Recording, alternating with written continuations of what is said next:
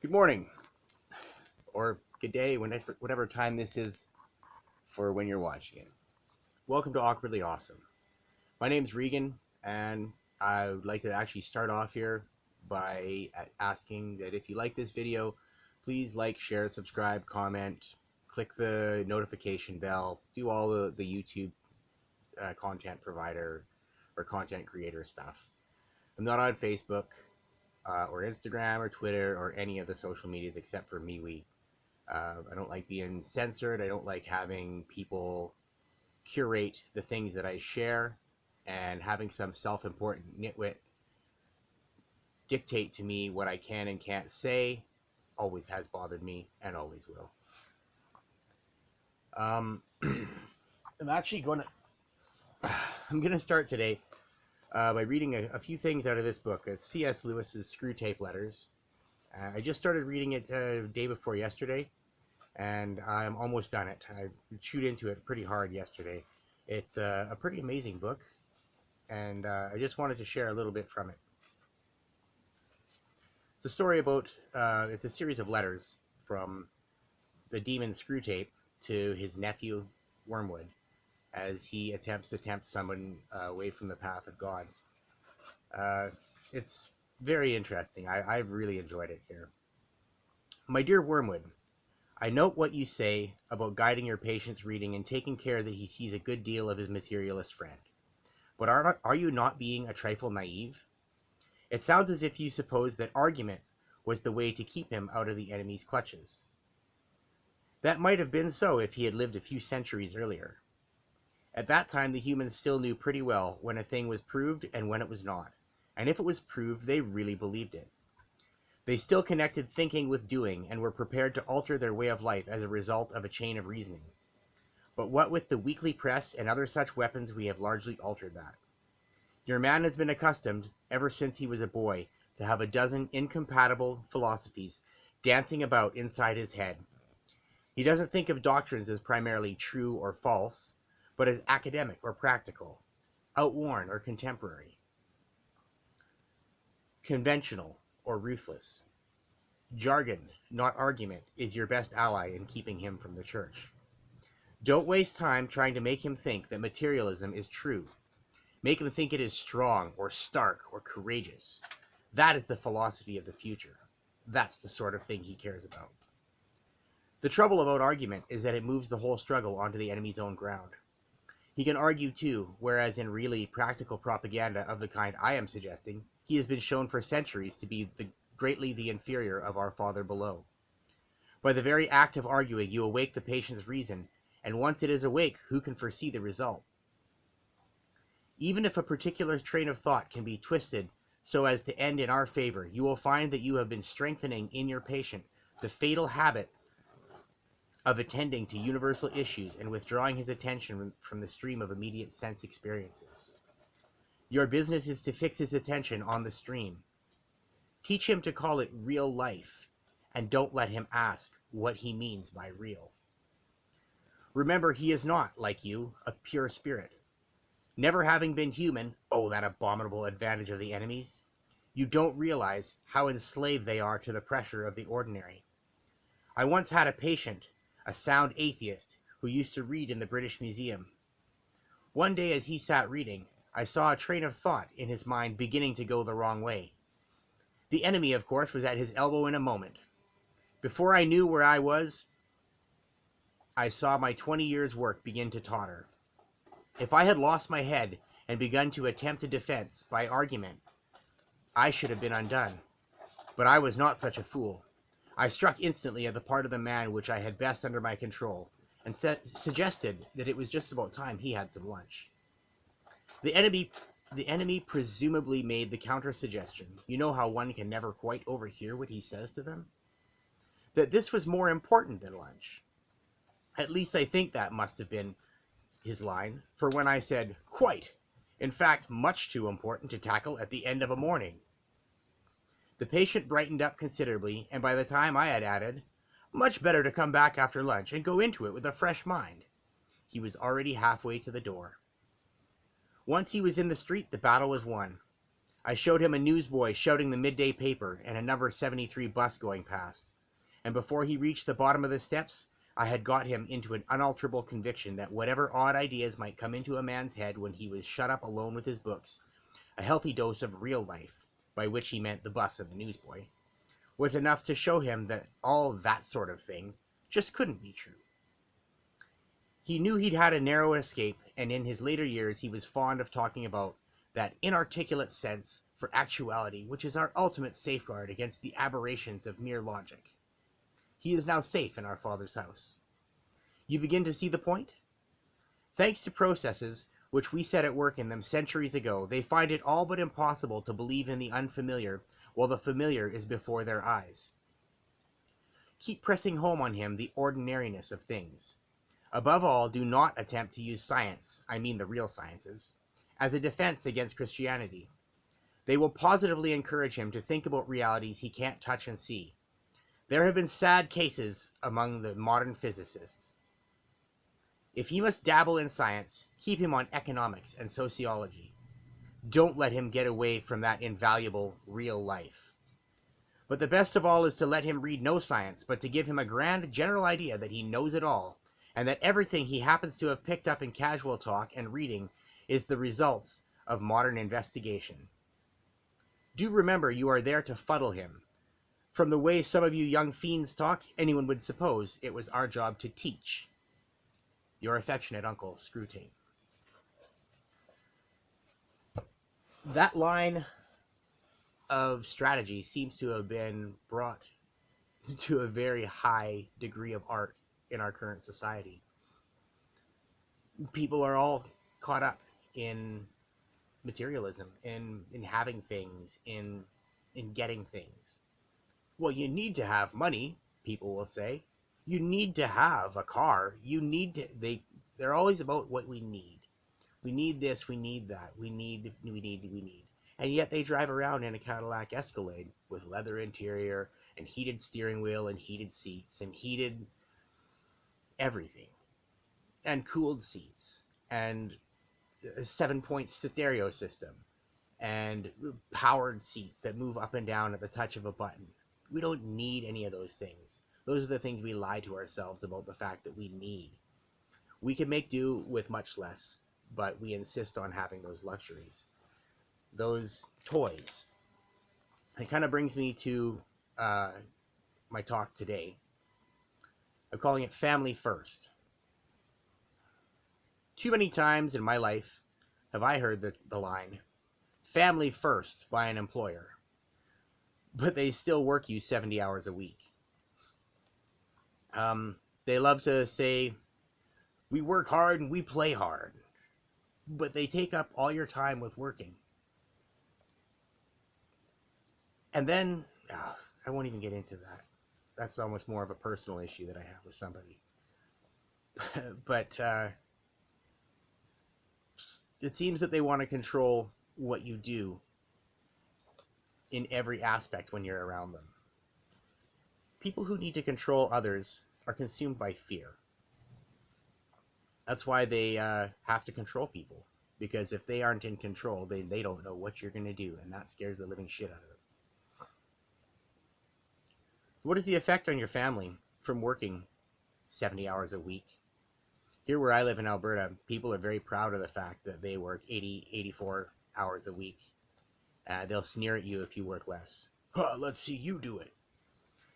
It's unhealthy, in my opinion. I've done it. It's not fun.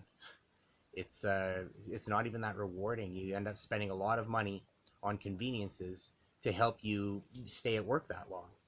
I found that when I was working 12-hour days and living away from home in a hotel, etc., I was only taking home just a little bit more than I was when I was working a minimum wage job and living at my parents' house. The amount of money that was there to do extra things, just, it wasn't there. It was just a little bit extra. And the one time we didn't work that one day was like the one day my welder phoned me up and said, hey, yeah, or I went to the shop and he said, yeah, they don't have work for us today. He said, take the day off. So I hopped in my car. I drove to my dealer's house. I bought a bag of weed. I rolled up a joint, and I went driving over to pick up Janine, who was a girl that I liked at the time. I was about halfway there, just across Grand Prairie. This wasn't even a long drive, 10, 15 minutes tops, probably closer to 10. And the phone rang, and it was my welder saying, "Hey, I found us some work. Be at my place in 15 minutes." I said, "What happened to the day off?" He said, "Well, you need money, don't you? You want to work, don't you?" But the fact is, he was the one who wanted to work. He's the one who wanted money, and he needed me there. So I smoked my joint, and I went to work. I didn't always smoke a joint and go to work, but that day I did. It was supposed to be my day off, and I was getting burnt out. Money won't teach your deeply held values to your children. It just won't. You can't pay somebody to teach your values to your children. They're going to teach your children their values.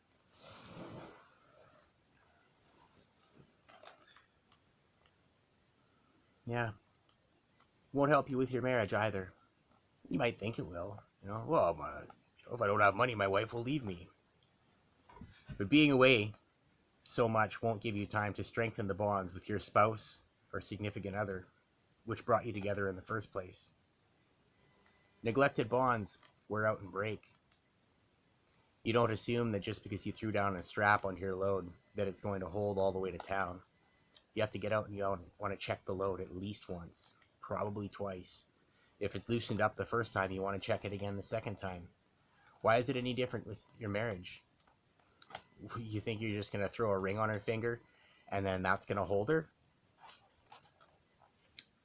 It won't. You need to put in the work daily. And if you don't have the time to do it because you're making money, someone else will put in that time eventually. And I'm not saying that she's some cheating whore who's going to run off on you immediately. But if you neglect somebody long enough, they won't stick around. Did you meet someone just so you could pay for them to live in your house while you're at work? Just so you could buy them things and hopefully that you could bribe them into staying in your life with doodads and gewgaws?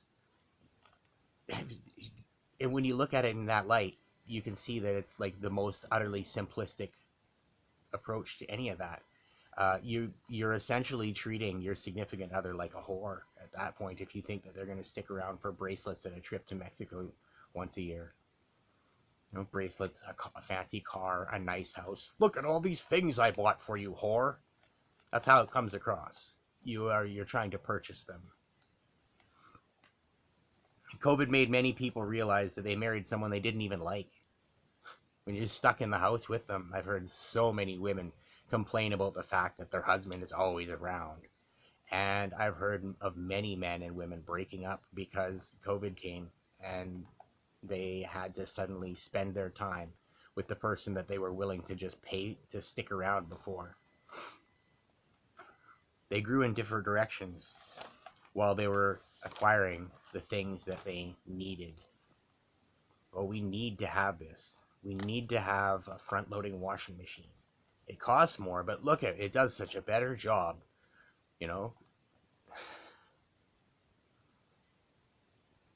We worked hard and played hard, and along the way our things became more important than the people in our lives. I've seen this all over the place. Guys rarely talk about... I talk about guys a lot because that's who I spend a lot of time with. And I spend time talking with women too. I've had many female friends.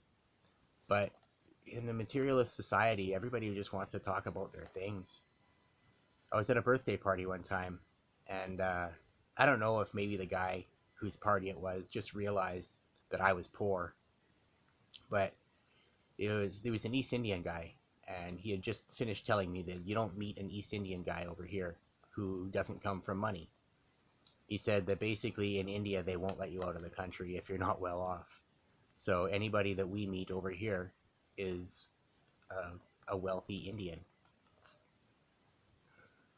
All his friends were talking about money and investments and how much money they had made and how much money they had and what their families had. And I think he realized that I had been left out of the conversation, because suddenly he piped up and he said, "Hey, let's not talk about money. It's a boring subject." And I've always held that true, whether he was just saying it to make me feel good or not. Money is a boring subject. We're going to sit here and talk about how much money we make. You're going to bore me to tears. I just don't have the time to listen to what your earning potential is. I made $200,000 a year for 4 years straight. I don't have two nickels to rub together because of the way that I made that money. Not that there was anything terribly wrong with it, but I was unhappy because of all the time I spent making money. So I shot most of that money straight up my nose, or I drank it, or I smoked it. And I ended up losing everything during that time because the money wouldn't make me happy. The money didn't keep my girlfriend there. The money didn't do anything. It was just a means to have more dinner. It made me fat. It probably made me sterile. I mean, not permanently sterile, but it made me, I ate so much sugar. Sugar kills your sperm. And I was horribly fat. And I didn't even know it. I was sitting there, I've got a six-pack, it's just still in the box. Right? And those are the kind of excuses that we make so that we can keep making that money. Because we get into that rut. And making a lot of money is a rut. You need to be able to step out of that rut and enjoy life more than 2 weeks a year.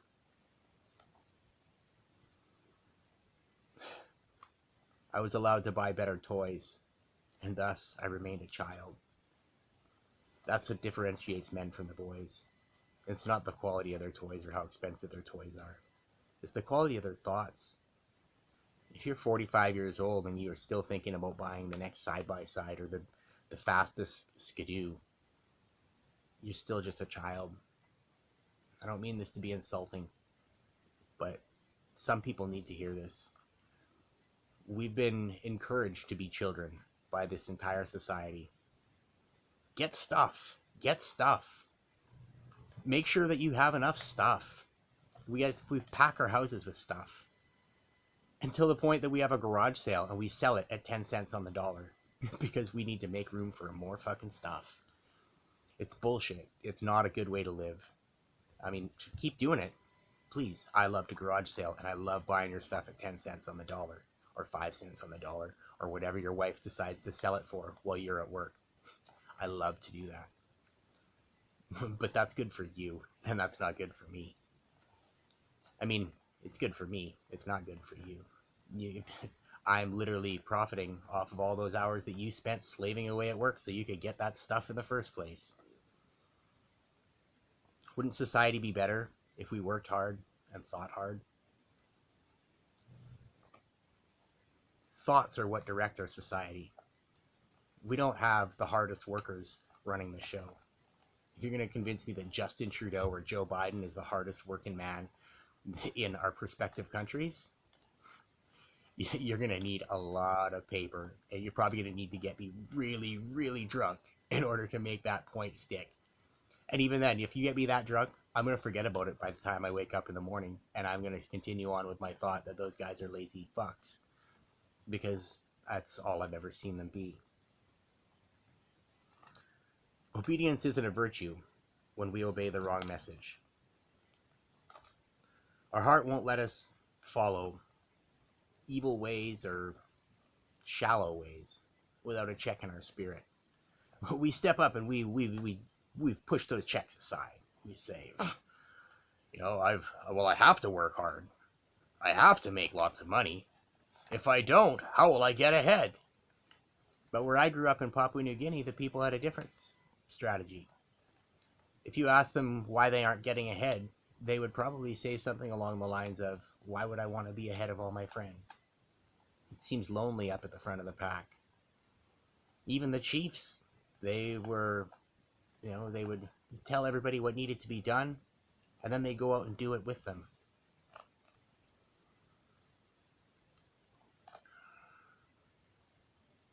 When we value our bank accounts more than our children, we undermine the foundations of the life that we are trying to build.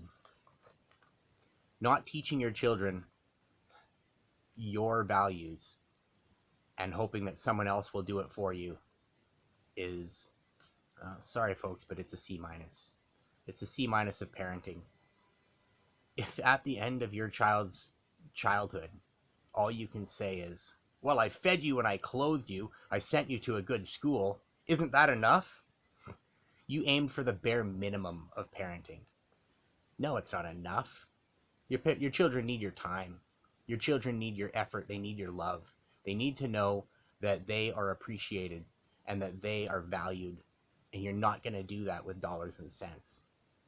It works for a little while. For a little while, they'll say, wow, look at this cool thing my dad bought me.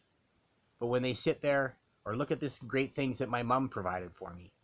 But when they sit there and they don't have you because you're stuck at work 60, 70 hours a week doing things for other people, they're going to see exactly how valuable they are to you.